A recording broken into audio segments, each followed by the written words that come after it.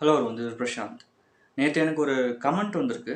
அந்த comment அனுப்புனவங்களோட name வந்து சத்யா ரமணி. அவங்க கமெண்ட்டில் என்ன சொல்லியிருக்காங்கன்னு I just read it out. Cooking வரலன்னு ஒரு பொண்ணை கேவலமாக திட்டுறது சரியா?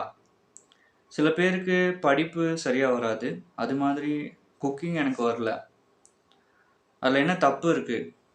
குக்கிங் எனக்கு பிடிக்கல என்றாலும் குக்கிங் என் மீது திணிக்கப்படுகிறது. படிப்பு பிடிக்கவில்லை என்றாலும் படிப்பு நம் மீது திணிக்கப்படுகிறது. எனக்கு இதை பற்றி பேசி ஒரு வீடியோ போடுங்க அண்ணா அப்படின்னு கேட்டிருக்காங்க. So Sathya Ramani, I am creating this video for you. Cooking வரல அப்படின்ற காரணத்தினால ஒரு பொண்ணை கேவலமாக பேசுறது சரியான்னு நீங்கள் கேட்டிருக்கீங்க. கண்டிப்பாக அது சரியில்லை. பட் ஆனால் you have to understand one thing. நம்ம வந்து இந்தியாவில் இருக்கோம். ஸோ இந்தியாவில் எல்லாரோட பேசிக் எக்ஸ்பெக்டேஷன், ஒரு பொண்ணு ஒரு கார்பரேட் கம்பெனிலையோ ஒரு பிஸ்னஸ்லையோ எவ்வளோ ஹை லெவல் பொசிஷனில் இருந்தாலும் ஒரு பொண்ணுனா she should know to cook அப்படின்ட்டு ஒரு பேசிக் எக்ஸ்பெக்டேஷன் இருக்குது. If you're in a middle class family கண்டிப்பாக அந்த திணிப்பு இருக்கும். அதை நீங்கள் குக்கிங் எனக்கு வரல, இது யாரும் என் மேலே திணிக்காதீங்க அப்படின்னு நீங்கள் பார்க்குறது it is up to you. But ஆனால் என்னோட சஜஷன் என்னென்னா, குக்கிங் அப்படின்றது இது ஒரு பொண்ணு மேலே திணிக்கப்படுற விஷயமா நிறைய பேர் பார்க்குறாங்க. பட் ஆனால் என்னோட ஒப்பீனியன் என்னென்னா, குக்கிங் அப்படின்றது பொண்ணுக்கும் தெரிஞ்சிருக்கணும், பையனுக்கும் தெரிஞ்சிருக்கணும். இந்த சுச்சுவேஷனில் men and women R equal அப்படின்னு நான் நினைக்கிறேன். ஸோ அதனால் குக்கிங் அப்படின்றது ஒரு பேசிக் ஸ்கில்லாக எல்லாருக்கும் தெரிஞ்சிருக்கணும். ஆனால் எதுக்காக மென்னுக்கும் தெரிஞ்சிருக்கணும் அப்படின்னு நான் சொல்கிறேன்னா, அதாவது ஒரு மென் ஒரு விமனை டிபெண்ட் பண்ணியே வாழ்கிற சுச்சுவேஷன் வந்துடக்கூடாது. ஏன்னா ஒரு மென் முக்கியமாக ஒரு பொண்ணுகிட்ட டிபெண்ட் பண்ணியே இருக்கிறான்னா அவனுக்கு சமைக்க தெரியாது. ஏன்னா அவனுக்கு வெளியே ஹோட்டல் தான் வாங்கி சாப்பிட்ணும் அப்படின்ற ஒரு சுச்சுவேஷன் வரும். அதே மாதிரி ஒரு பொண்ணுக்கும் இதை வந்து ஒரு ஸ்கில்லாக கற்றுக்கணும். இது உங்களை மேலே திணிக்கப்படுற ஒரு விஷயமா நீங்கள் பார்க்கக்கூடாது. ஒரு விமனோட பேசிக் எக்ஸ்பெக்டேஷன் அண்ட் குவாலிட்டிஸ் எல்லாரும் விருப்பப்படுறாங்கன்னா, எல்லோரும் சந்தோஷமாக வீட்டில் இருக்கும்போது அம்மா சமைச்சு கொடுத்தா நல்லாயிருக்கும். இன் ஃப்யூச்சரில் நீங்கள் உங்களுக்கும் மேரேஜ் ஆகும், உங்களுக்கும் ஹஸ்பண்ட் கிட்ஸ் எல்லோரும் வருவாங்க. அப்போது அம்மாவுக்கு சமைக்க தரல அப்படின்னு குழந்தையும் சொல்லிடக்கூடாது, உங்கள் ஹஸ்பண்டும் சொல்லிடக்கூடாது. ஸோ இது வந்து திணிக்கப்படுற ஒரு விஷயமா நீங்கள் பார்க்காதீங்க. நம்ம நாட்டோட கல்ச்சராக நீங்கள் பாருங்கள். You can learn to cook just for your self. யாரையும் நீங்கள் சார்ந்து இருக்கக்கூடாது அப்படின்ற ஒரு விஷயத்துக்காக கூட நீங்கள் குக்கிங்கை நீங்கள் லேர்ன் பண்ணலாம். இது என்னோட ஒப்பீனியன். அண்டு படிப்பு பிடிக்கலனாலும் அது திணிக்கப்படுறது சரியாக நீங்கள் கேட்டிருக்கீங்க.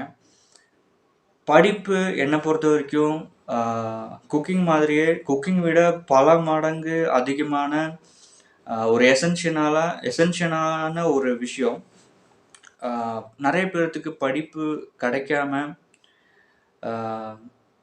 கிடைச்ச வேலையை செஞ்சுட்டு ஏழையாகவே வாழ்ந்துட்டு இருக்காங்க நிறைய பேர்.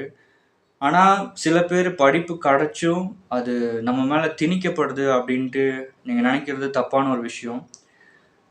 படிப்பு ரொம்பவே ஒரு அத்தியாவசியமான ஒரு விஷயம். அதை உங்கள் மேலே திணிக்கப்படுது நீங்கள் பார்க்காதீங்க.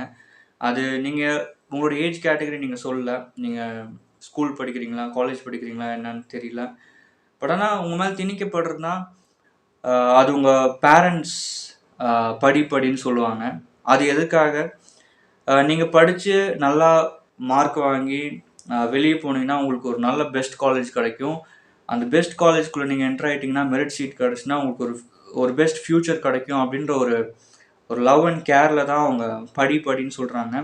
அது உங்கள் மேலே திணிக்கப்படுதுன்னு நீங்கள் நினைக்காம, அவங்க நமக்காக தான் சொல்கிறாங்க அப்படின்னு நீங்கள் எடுத்துக்கிட்டிங்கன்னா உங்களுக்கு அவங்க மேலே கோபம் வராது. அண்ட் இன்னொரு விஷயம், டீச்சர்ஸ் படின்னு சொல்லுவாங்க. அதுவும் உங்களோட நல்லதுக்காகன்னு நீங்கள் எடுத்துக்கோங்க.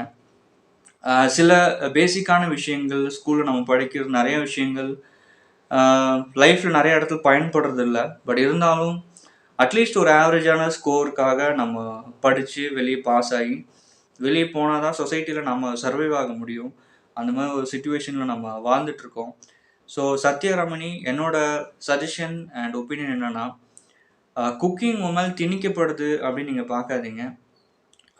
ஒரு விமனோட பேசிக் ஸ்கில்லா குக்கிங் இருக்கு. அது நம்ம கல்ச்சர்ல இன்னும் இருந்துட்டு தான் இருக்கு.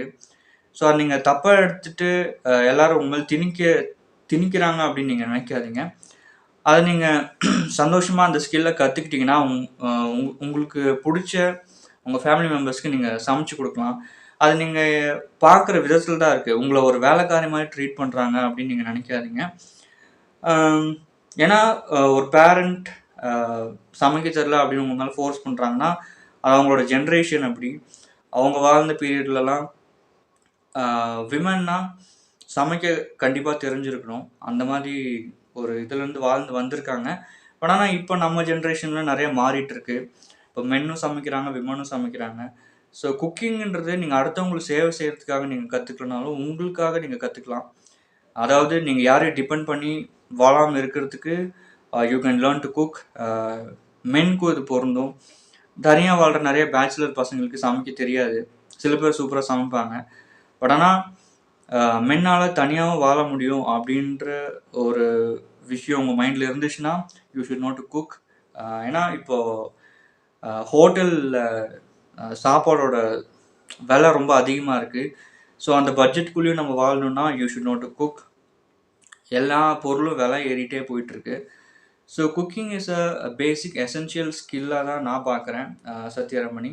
என்னோட ஒப்பீனியன் அண்ட் சஜஷன் உங்களுக்கு பிடிச்சிருந்தா நீங்க ஏத்துக்கலாம்.